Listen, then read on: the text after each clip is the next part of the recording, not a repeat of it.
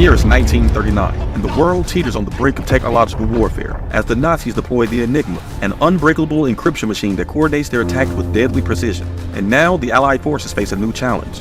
And so in the race against time, they turn to Alan Turing, a visionary mathematician. But traditional code-breaking methods are obsolete against the Enigma, prompting Turing to envision a new machine. His creation? The first computer.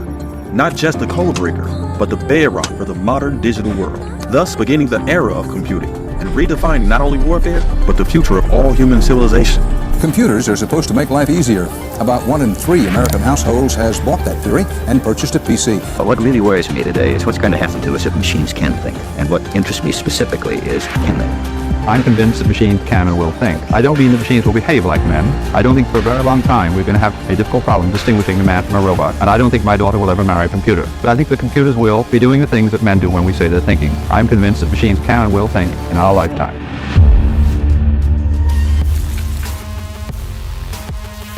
The year is 1946. And now every military in the world knows the power of computers and wants one of their own. But the current technology used to power computers is inefficient. They're using vacuum tubes, which works kind of like giant light bulbs, because they require a lot of manual labor to maintain, leaving some military computers to be the size of a warehouse. And so this gets all of the top scientists in the world to thinking there has to be a better, more efficient way to power the computers. And so in 1947, a brilliant physicist enters the picture. His name is Bill Shockley. He imagined a new way to power computers using the element germanium to create something called a semiconductor. And it turns out that the semiconductor is the perfect solution, because in between materials like metals that conduct electricity and insulators like rubber and glass that block electricity, a semiconductor can do both, enabling it to act almost like an electrical switch. This eventually becomes known as the transistor, which will completely change technology forever. But even though the applications for the transistor are still just theoretical, it doesn't stop the smartest people in the world from seeing the future of computers. Because now the future of computing power has been shrunk down to the size of a fingertip. It's a transistor, no bigger than a kernel of corn. Which causes some of the most brilliant minds to start imagining a future with super powerful computers exhibiting artificial intelligence. Can machines really think? Even the scientists argue that. Until I see a machine producing genuinely new things, I will not agree that machines think. I confidently expect that within a matter of 10 or 15 years, something will emerge from the laboratories which is not too far from the robot of science fiction fame. So in 1950, Alan Turing introduced us to the imitation game, also known as the Turing test, which is the test to determine if a machine can exhibit intelligent behavior indistinguishable from that of a human, fundamentally questioning the limits of artificial and human intelligence. And now, the power of AI is forever etched into the human psyche. A world in which a new machine may be of even greater importance than the atomic bomb. This new fascination into computers forces top universities like Harvard, MIT, and Princeton to begin offering degrees in computer science. And when you combine that with the fact that computer engineers were becoming one of the highest paid forms of skilled labor, all the world's smartest people began to flock to these programs. One of these people is Marvin Minsky, a 23-year-old PhD candidate at Princeton University. Inspired by Alan Turing's paper on artificial intelligence, Minsky would build the world's first working neural net using wires and 6 vacuum tubes as the synapses. But even though the vacuum tubes would fail regularly, the machine still worked and ultimately laid the foundation for the field of artificial intelligence and the bedrock that's the neural network. When I'm going to school in the 1950s, there had been some theories of what neural networks could do. Fast forward a few years, now Bill Shockley's invention of the transistor has led to the transistor radio, and it quickly becomes the highest selling consumer electronic device of all time. And now, the world gets its first taste of the power of compact electronics, and so everyone begins to imagine the possibilities of what the transistor can do. One will be able to make a flat television tube, for example. This leads Bill Shockley, the transistor's inventor, to leave his job at Bell Labs and start Shockley Semiconductor, a company geared towards manufacturing the transistor. But Shockley can't do it alone. So he began to rate PhD programs at electronic companies for bright young minds. People like Gordon Moore, a chemist at Johns Hopkins, and Robert Noyce, a PhD from MIT and an up-and-coming rock star in the world of transistors. All in all, Shockley enlists 12 other geniuses to join Shockley Semiconductor with him. And so after being founded in 1954, Shockley Semiconductor becomes the talk of the town, because Shockley is determined to place the company in his hometown of Palo Alto, officially making it just the third tech startup ever to be headquartered in Silicon Valley. But it wouldn't last long, because in 1956, just a few months after Shockley would be given the Nobel Prize for the transistor, 8 of the 12 men he personally recruited would defect from Shockley Semiconductor and create their own company, Fairchild Semiconductor, a startup dedicated to manufacturing transistors at scale. And Shockley, being the big mad hater that he is, gives the men the notorious name, the Traitorous 8. And it was perfect timing because within months, Fairchild Semiconductor had already become profitable, selling 100 silicon-based transistors to IBM to power the navigation system for the military's B-70 bomber. And this sale was a landmark moment in the world of computing because it proved that the silicon-based semiconductors were superior to the original germanium-based one created by Shockley. And the profit margin per transistor was 30 times larger than that of the germanium-based ones. And now the US military needed hundreds, no, thousands of transistors to power everything from computers to ballistic missiles. But the transistor current manufacturing process was inefficient. Half of the ones provided by the military had to be recalled, because all it would take is a simple knock up against the wall for the entire transistor to stop working. And even though Fairchild was known for making the best transistors in the world, this inefficient manufacturing process would pose a huge problem for the entire industry. And so insert random genius number 4, John Ernie, a physicist at Fairchild that invented a new, more efficient way to manufacture transistors called the planar process. The process was about adding a layer of coating to the top of the transistor to increase the stability and durability of the semiconductor. It was a brilliant and much needed improvement over the semiconductor manufacturing process that would change the world of computing forever. All while making Fairchild Semiconductor richer than ever due to the patent it held over the process. Because now, if anybody wanted to make a transistor, they had to use the planar process, which means they had to pay Fairchild. And so this patent alone leads Wall Street to become freakishly bullish on Fairchild, leading to quarter after quarter of groundbreaking profits and all-time highs on stock price. But with profits soaring fast, Fairchild Semiconductor and the entire industry was still facing a huge problem. You see, the current transistor was limited to scale because it could only do one thing at a time. So if you wanted to do 1 million things, you need 1 million transistors, putting the entire industry at a stalemate. Because most computers were beginning to reach a plateau due to the diminishing limitations of the transistor. This prompted Bob Noyce, the brilliant leader of Fairchild, to create the integrated circuit, a way for transistors to operate together in unison like a network. But if we're being honest, Bob totally took the idea from a Texas Instruments employee named Jack Kilby, who technically created it first. But Jack's version wasn't nearly as good as Bob's. So to put things into perspective, it kind of reminded me of when Tony Stark was able to build the arc reactor with next to nothing, while every other scientist struggled to recreate it. Tony Stark was able to build this in a cave with a bunch of scraps! I'm sorry. I'm not Tony Stark. So Bob Noyce's invention of the integrated circuit created a brand new industry, because now there's a growing global need for transistors, a demand that Fairchild just couldn't fulfill on its own. So this caused a mass exodus of Fairchild Semiconductor employees to leave and start their own semiconductor companies, giving them the name Fairchildren. Companies like LSI Logic, AMD, and Intel, founded by Bob Noyce himself. In fact, still to this day, over 92% of the world's computing power can be traced back to Fairchildren. You worked at LSI and AMD before starting a company. How did that happen? They gave me a job. But by the mid-1960s, demand for the integrated circuit skyrocketed from the US's space race with Russia, and from big businesses demanding their own custom-built computers. But up until this point, the concept of artificial intelligence was still just a science fiction dream. That is until 1966, when a computer scientist at MIT named Joseph Weizenbaum decided to change that by building the world's first chatbot named Eliza using IBM's 7094 computer. Eliza is a computer program that anyone can converse with via the keyboard, and it'll reply on the screen. Directly inspired by Marvin Minsky's neural network from a decade earlier, Eliza simulated conversation by using pattern matching and substitution methodology that gave users the illusion of understanding. But it didn't matter because several people who used Eliza still felt like they were really talking to a person. Well, my boyfriend made me come here. And so now the world was aware of the awe-inspiring power of artificial intelligence and the power of computers. And so in 1971, Intel landed a contract with a Japanese company named Busicom to build a series of integrated circuit transistors for Busicom's new advanced forecasting calculator. But the requirements for the customized integrated circuit were just too complicated to build it using the current technology. And so Intel realized that no form of the integrated circuit could solve the problem. And so they needed to think outside of the box. And so a young engineer at Intel named Ted Hoffman realized that the only way to make the requirements simpler was to build a tiny computer itself that could process all of the requests independently and efficiently. He called it a microprocessor, a computer that's the size of your fingertips. This was a series of small steps in trying to improve the Busicom design that finally led to what ultimately became the 4004, the first microprocessor. And so Intel's invention of the microprocessor ushers in a new wave of thinking for computers. Because for the first time, computers can now get small enough and cheap enough to fit on a desk. But unfortunately, there's very few companies focusing strictly on building actual computers themselves.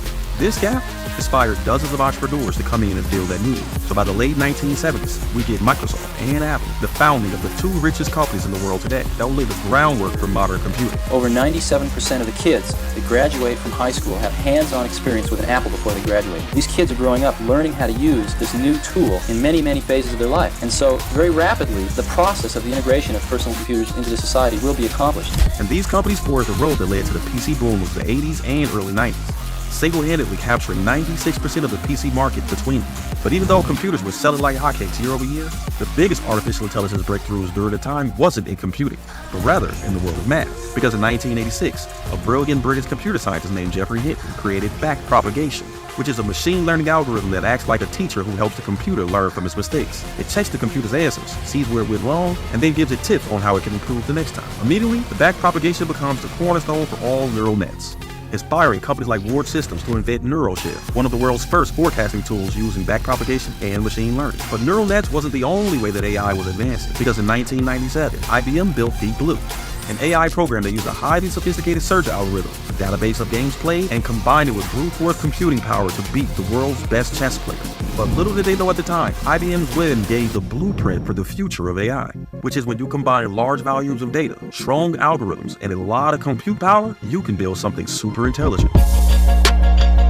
But more on that later, because by the late 90s, the power of computers combined with the internet has taken over humanity. Because now new millionaires are being minted overnight by building companies that are taking our analog world digital. Well, if you do your social networking on the net, then you know about Facebook.com. The website is the latest and hottest thing. Its founder is a 22-year-old computer whiz who turned down, get this, $1 billion to sell his site to Yahoo. The creation of internet companies like Google, Amazon, and Facebook brings about the information age. And now, there are hundreds of companies generating more data every year than all of humanity did in a century. So this creates a new need for a computer to be able to analyze all of this big amounts of data. So top companies start paying the world's best computer scientists for new and innovative ways to analyze the data. Which brings us back to Geoffrey Hinton. Remember him? The young computer scientist that helped create backpropagation? Well, he's no longer a student. Now he's a professor at the University of Toronto that's training the next generation of minds in AI. And all of this big data being generated by these new internet companies renews his interest in the idea of neural nets and finding ways to take them to the next level. So in 2006, Geoffrey Hinton created a new algorithm called the convolutional neural network, a way that computers can begin to think, recognize patterns, and even images. And convolutional neural networks instantly become a hit amongst tech giants. Facebook and Google uses it to tag and recognize photos. Amazon uses it as a way to recommend the next product that you will buy, and Apple uses it as a cool way to unlock your phone. Now, this algorithm becomes so important to the AI community that it gives Geoffrey Hinton a new name, the godfather of AI.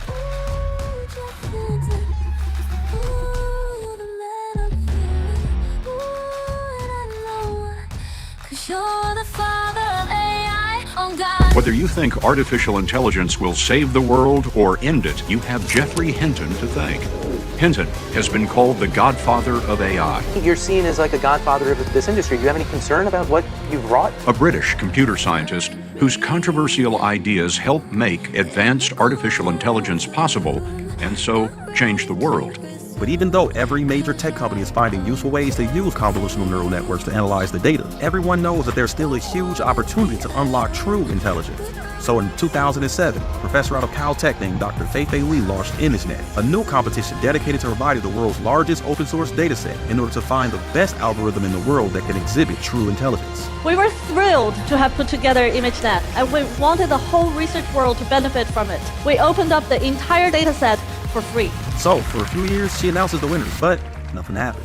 That is until 2012, where our old friend Geoffrey Hinton decided to enter the competition with two of his students, Ilya Sutskever and Alex Krivetsky. Together, they submit their CNN model called AlexNet. Ladies and gentlemen, let me tell you, this moment is so big in the AI world that they literally call it the Big Bang of AI. The Big Bang of deep learning, the Big Bang of modern AI. It's universally known as the day that AI was born. Well, hold up, because the AlexNet algorithm wasn't the only thing that powered the AI model. Because do you remember the formula to AI that IBM laid out with Deep Blue? Data plus model plus compute? Well, guess what? The real secret here was the GPU computing power behind it created by NVIDIA. Jeff Hinton reached out to us and we started hearing about that. And yeah, I guess 2012 was also the year when AlexNet came out. Yeah, we started feeling it. We started hearing about it before that. And then ImageNet kind of, it was the big bang, if you will, got all of our attention. Yeah. And it was this breakthrough that forced NVIDIA CEO Jensen Huang to completely ditch development of the company's core product, which up until that point was graphics cards for video games. And now, Jensen has decided to bet the farm on the future of AI by building the most powerful microchips in the world that will power them. A bet that will totally pay off almost a decade later. Because as of today, NVIDIA is currently the third richest company in the world because they power 92% of the world's AI. The California-based company saw its stock market value soar from $1 trillion to $2 trillion in just 8 months, fueled by the insatiable demand for its cutting-edge technology, the hardware and software that make today's artificial intelligence possible. But NVIDIA going all in 2012 only causes Google to follow suit, except they don't focus on computing power. Instead, they decide to focus on dominating the space of breakthrough algorithms. Google is buying DeepMind, an artificial intelligence company, for an unknown amount of money that may exceed actually $500 million. So they buy up and hire every brilliant mind in the world of AI, including DNN Research, the company founded by our good buddy Jeffrey Hinton and his 2 students that were on ImageNet. And by 2015, Google has a complete monopoly on the frontier AI model space. But Google's hoarding of AI talent starts to concern a lot of Silicon Valley billionaires like Reid Hoffman, Peter Thiel, and Elon Musk. You see, like many of us, they're worried that if the world built a true super intelligent AI and the only people with access to it was a closed source for-profit company, well, let's just say there's a half a dozen movies showing us why that's a bad idea.